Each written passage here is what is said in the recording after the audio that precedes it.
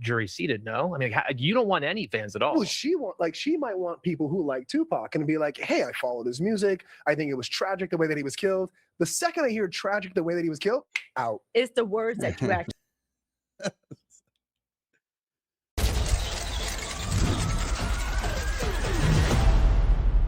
So what's good, y'all? This is the Regroup presented by the Clout Report. I'm your host, Jay Cal. What's up, chat? Where y'all at? So just a little backstory before we get started.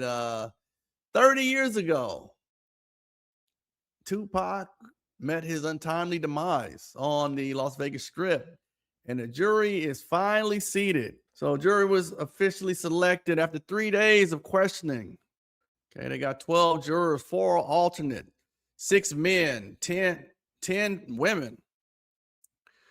Finalized in about an hour that final morning. So Judge Carli Kierny instructed them not to research the case or visit any locations connected to it, and arranged for a marshal to escort them in from the parking lot near the courthouse. Okay. And Keffe D, 63 years old, faces 1 count of unaliving a person with a deadly weapon with a gang enhancement. He's pled not guilty. Prosecutors allege he orchestrated the drive-by and supplied the weapon. They don't allege he fired it. So what would you be looking for if you were in this role looking for a jury? So apparently in the Tupac trial that's currently happening, apparently they've already selected the jury's in place, and next step of trial, which is opening arguments, is supposed to start on Monday. So we're just going to get some background just on the jury selection before we get started. And foremost, if you love Tupac from like a music standpoint, person standpoint, I don't want you at all. I don't want anyone that has like a vendetta trying to get justice here, get the right person. And then probably after that, I'm focusing on the skeptics, because a big part of this case is why now?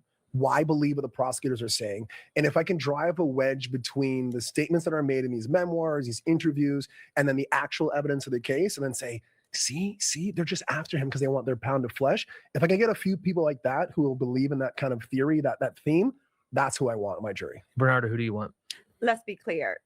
Cases are won and lost during jury selection. So it's not about whether you danced to one of Tupac's songs or saw one of his movies or you're down with Death Row. It's about whether you can be fair and impartial. So mainly, number one, I'm going to be looking for jurors that believe in accountability, believe that even though this case is 30 years old, it doesn't mean that a person can't be held accountable. It doesn't mean that justice delayed is justice denied. We're looking for people that can follow the judge's instructions, people that can actually make a decision, because you don't want to go through all of this and end up with a mistrial.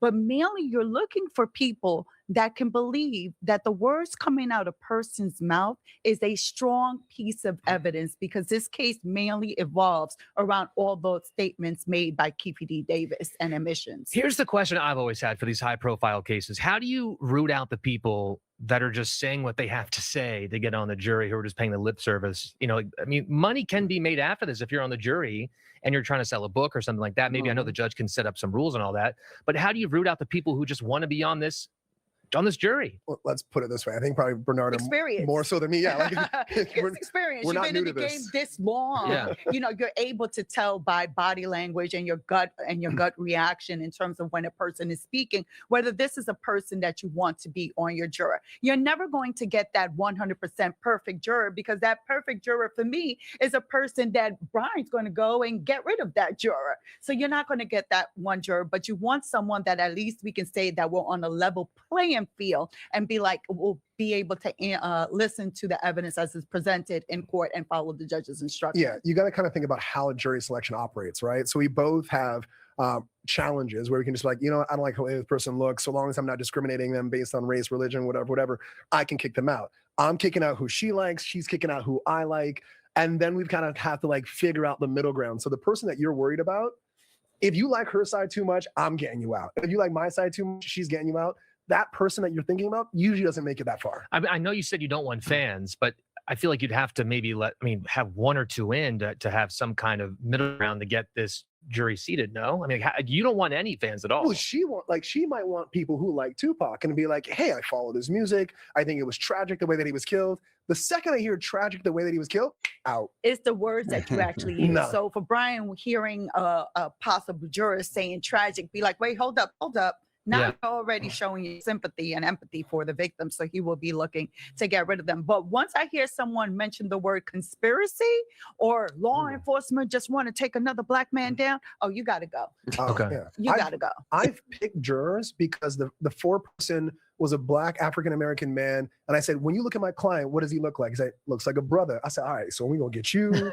And it's these are everyday people too. These are everyday people who are a part of this. It's like, as a defense attorney who's done this for over a decade, it's like speed dating. And you know who's going to and that's like exactly you and like what that. I tell the jurors when I speak to them. Be like, this is going to be a quick round of speed dating. Not that I've ever done speed dating, but look, I'm going to be asking questions just to see where your mind is at, where you stand, whatever feelings you may have, to be able to assist. So let's start with some easy questions, y'all. 30 years, one defendant. What does justice even look like at this point? And is the verdict going to feel like anything at all? I don't think so. I don't think it's hard to have justice 30 years later. Very difficult to have justice 30 years after the fact. The guy who actually did it is already gone. Street justice for him.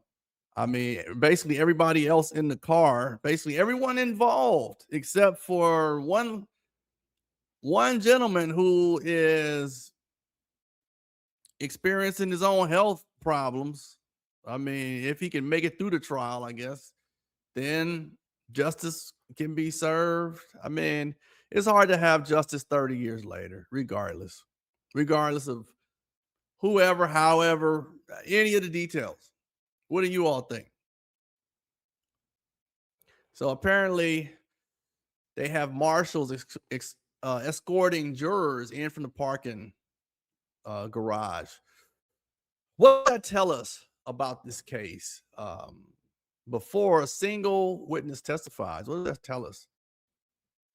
I think this is basic protocol, honestly.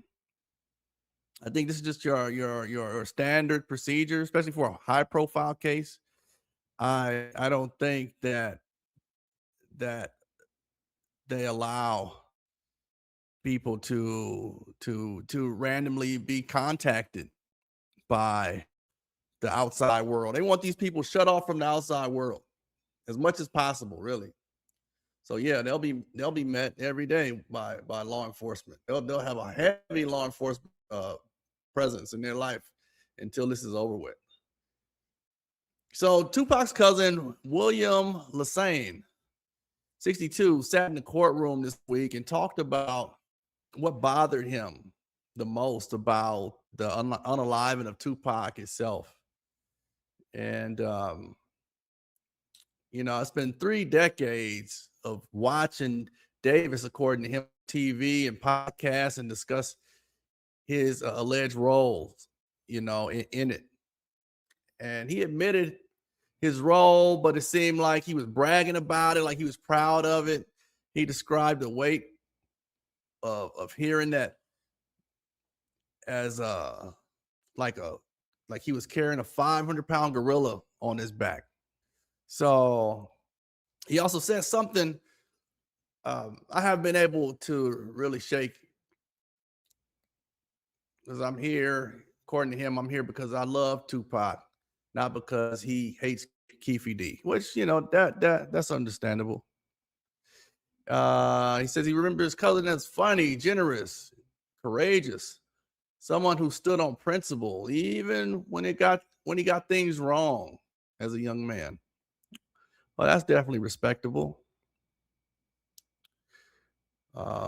So first question.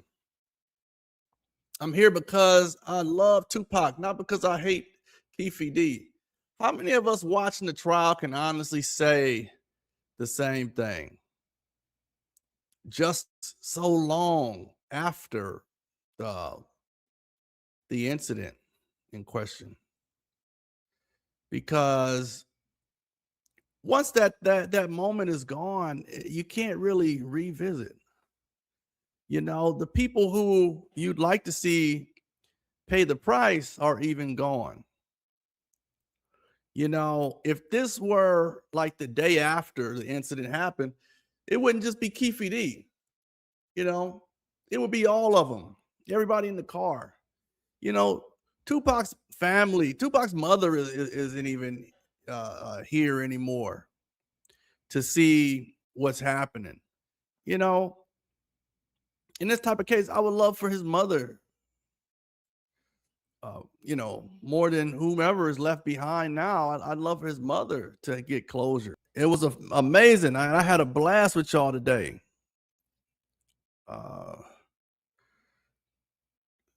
Like, share, subscribe. We're here every Monday through Friday, 5 o'clock standard time, Pacific Standard Time, anyway. So check us out next week. Have a wonderful weekend. Peace.